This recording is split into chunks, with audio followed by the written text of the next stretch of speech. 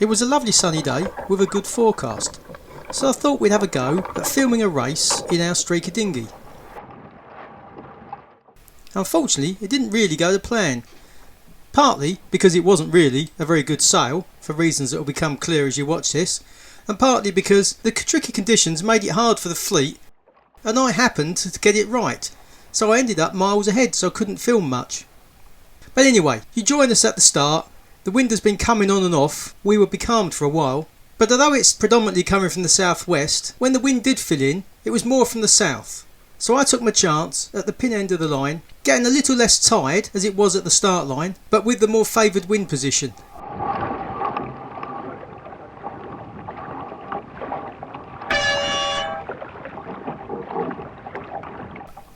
And sure enough, the wind filled in from the south pretty much at the start. Myself and the Alto, the only two boats at this end of the line, tore off into the river, and as you can see, everyone else is sitting further back. Everyone ended on port quite quickly, but they'd missed the advantage of being at the windward end of the line.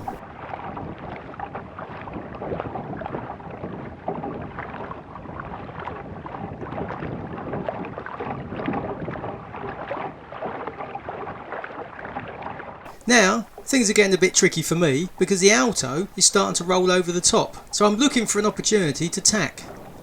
This wind wasn't going to stay in this position forever, so I'm trying to guess when it may or may not come. Or go, as is the case.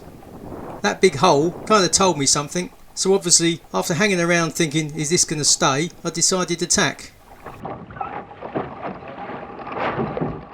Now obviously the guys in the Altos aren't idiots either. They'd found the same hole, so they also decided to tack, which of course kind of spoilt my game.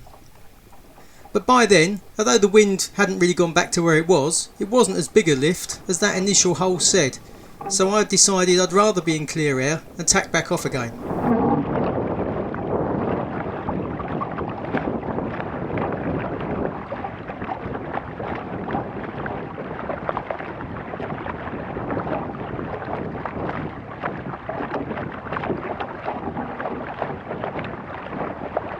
Now we get the decision point. I'm coming into the tide and I'm effectively heading the wrong way. I wanted to head into the tide a bit so it would lee bow me and push me towards the next mark. So I'm sailing along here trying to find an opportunity to tack, looking for a shift or something that might happen that will encourage me to tack. The Alto has gone right out the other way. They'd held on to that starboard tack when that initial hole came. As I'm sailing through these moored boats, it started to feel a bit of a header.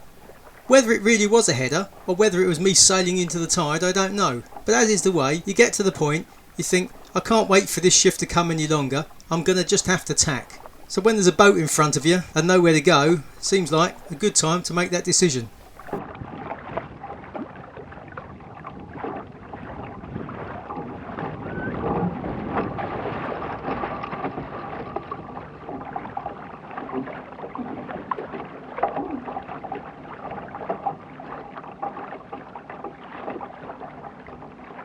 But it turned out okay.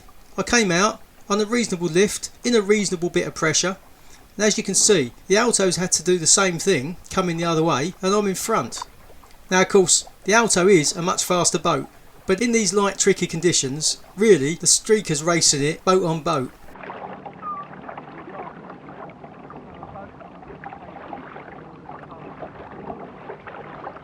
So now I'm in clear air, going pretty much where I want to go, and although I'm sailing high of the mark, the tide is going to push me down.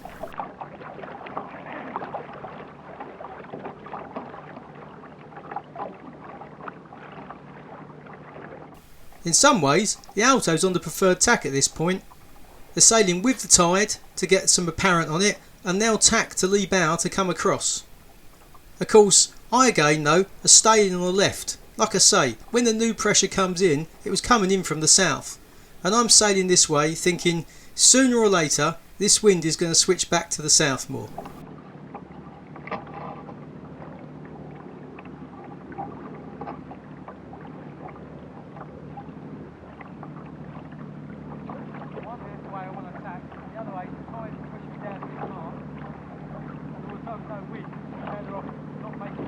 As the pressure gets lighter and lighter, I'm thinking it's got to come soon, and sure enough, when it comes in, you can see I've tacked and yet I've only changed my heading like 20 degrees.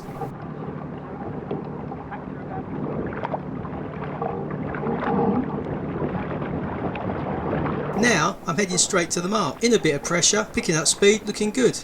And now the Alto, although it was in the right place before this big shift came, finds itself in completely the wrong place.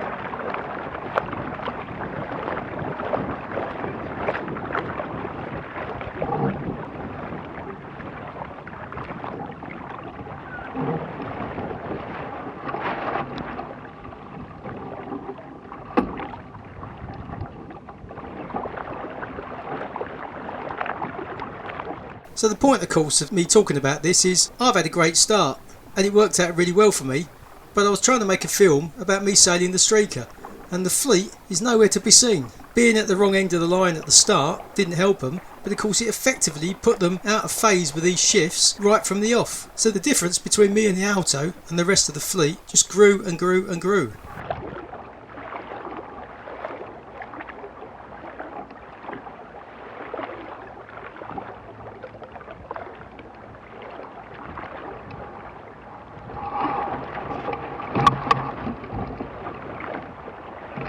So in between telling the story of the race, I thought I'd tell you the story of the Streaker and why we ended up with one. You see, a couple of years ago, or maybe it was more, I had an RS 300. Regular viewers might remember it. Great boat, but a bit kind of one-dimensional. It's great at what it's great at, but other than that it was actually just a bit frustrating, or at least it was for me. Now even longer viewers of the channel will know that the boat you really want for our Rever is a Blaze. I've had loads of Blazes, we got loads of Blazes at the Dinghy Club, and it's just an all-round good boat for this river. The trouble is, a few years ago when we were looking, the fine folks sailing on Burnham and Crouch also decided it was a great boat for their river, and they went from having no Blazes at the club to 20 or 30 or so in the space of like 18 months, basically hoovering up every second-hand boat that was on the market. This meant A, it was hard to find one, and B, the prices went through the roof. So I thought, I'm not doing that. What else can we get?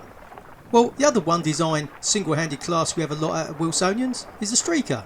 So I thought, that's a great idea. It's one of the few boats that Hannah and I can both sail. She's a bit light for it, I'm a bit heavier for it, but basically we can both enjoy it. So I thought, I'll get a Streaker, that might encourage Hannah to go sailing, and when she doesn't want to use it, I can use it. Well, in the 2 or so years we've owned it, Hannah's sailed it, I think, twice, maybe 3 times, and I've been out in it every chance I get. You haven't seen it on the channel because single-handed boats aren't really that easy to film for YouTube, or at least to not make a watchable film out of. Plenty of people stick a camera on the end of the boom or something, but there's only so much of that you can watch, isn't there? I'm not really pretending this is much better, but I put a bit of effort into it.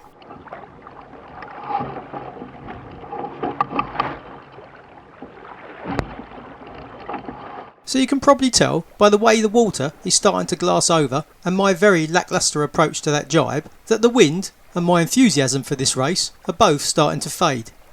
You see, the problem is, at the moment, as we went round this green mark, the Alto and I had a half-mile lead over the rest of the fleet in just a 2 or 3 mile sail.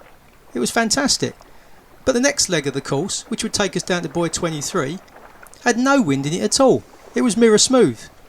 And sure enough, by the time we'd find our way down there, the entire fleet had caught us up.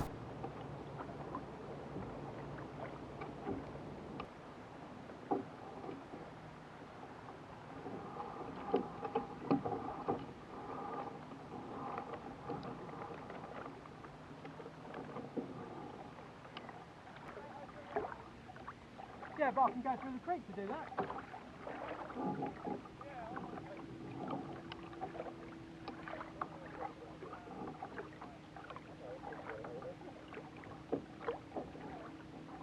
So by the time we made our way down to 23, the race officer had very sensibly decided to shorten the course. The rescue boat was displaying the flags to indicate that we were to round the mark and then head back to the club line. The thing is, it had been so frustrating, I was very tempted to just go through Hoo Creek, which is what the conversation was I was having with the rescue boat.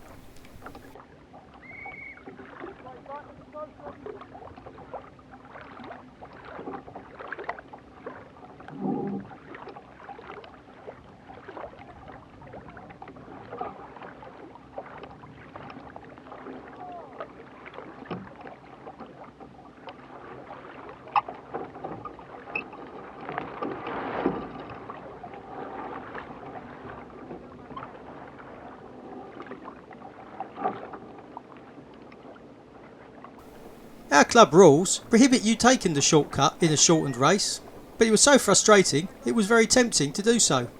And sure enough, when I saw Martin decide to tack off and go that way himself, I thought, why not, let's follow him. And in reality, when you're going upwind with all the zigging and zagging that it takes, if you add up the length of the zigs and the zags, you don't actually save much time. But it is more fun than having to sail all the way around the island, especially because we had no idea if the wind was ever going to fill in again, and that was the shortest distance, at least as the crow flies.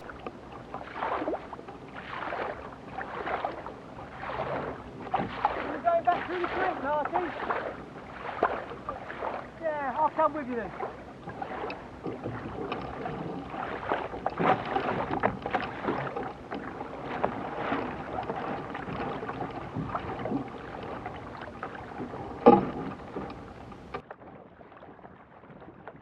So while you watch me sail back through the creek, let me tell you a bit more about the Streaker. It was designed by Jack Holt. He was born in 1912 in London and always had something to do with boats, being a member of the Sea Scouts and his local dinghy club. But one thing that was kind of significant at that time, at a young age, I don't know how old he was, he had a very serious motorcycle accident. Bust his leg up so bad that one leg ended up being a couple of inches shorter than the other. And although I've not actually read anything that specifically says this is part of the reason for the Streaker, let me tell you the story and you'll probably realise maybe it's got something to do with it. You see, he's designed loads of boats over the years. I'll put a list on the screen so you can pick out the designs you recognise. But one thing they all had in common is that they were designed to be made cheaply and simply out of plywood, boats for everyday sailors. So although he designed some boats when he was younger, his designing career really took off after the Second World War. You see, plywood had become much more mainstream back then, and in 1947, Yachting World magazine put out a competition for people to design a small cheap boat for kids to sail. Well, Jack designed the Cadet, and the Cadet's still with us now. It's an international class, sailed all over the world, and he went on to design loads of famous boats if you look at that list. Reportedly, the boat he liked most was a Solo. You'd think if it was designed today, it would never get off the drawing board. It's a bit heavy, it's a very bulky, clunky looking boat, it's got a very basic rig. The foils are very old fashioned by today's standards, but none of that relates to the sailing experience. And the sailing experience in the Solo is great. They're comfortable, responsive boats, which are actually really rewarding to sail. Although I don't suppose there's many of them outside of the UK, in the UK it's a massive class, and really successful. Now the point of telling you that story is that Jack designed that when he was in his late 30s or 40s, when he was still comparatively fit and healthy, and he could enjoy it. But by the time he got into his 60s, and I suspect, although like I say, I've never read anything that says it, his dodgy leg would have been giving him some jip, I expect the novelty of dragging a Solo up a shingle beach at the end of a day's sailing wears off a bit. So he set about designing a new boat to suit him. Turned out to be the Streaker. He took a lot of what he learnt from the Solo, but basically just put it in a sleeker, lighter hull form. It's got the same sort of basic rig, it's kept the same sort of ergonomic side decks, but whereas a Solo weighs 70 kilos, the Streaker is just 48. And that transforms not only the dragging up the beach at the end of the day experience, but also the sailing experience. It's a little bit more nimble, more likely to pop up on the plane, and although it's got a bit less sail area, they're proper sprightly little boats. For those of you who have never seen one, it's basically the same size and shape as a laser radial, but in my eyes, a much prettier boat. And in this day and age, it's fairly unique in being one of the only boats that you could build yourself out of plywood. You could get a builder to make you a hull, and then you could put the deck on it in wood, or you can pay people to do this of course, or you can buy just an off-the-shelf plastic boat, which is effectively what this is. My one's 20 years old. It's one of the very first Rooster plastic Streakers, but it's still a great little boat now, and still goes just as well as ever. I had such a big lead, no one caught me up. Nothing to bear on was.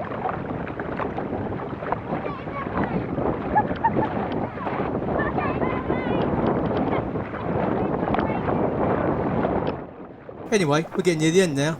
That's Hannah, Izzy and their friend Stephanie out on some paddle balls exploring Hoo Island. We do like to get up to different things on the water. Still, last leg back to the club, I went across the line just to get the hoot and then came back to the beach. Turns out we created quite a lot of trouble because as Martin and I were leading, everyone came back through the creek. Well, that is almost everyone.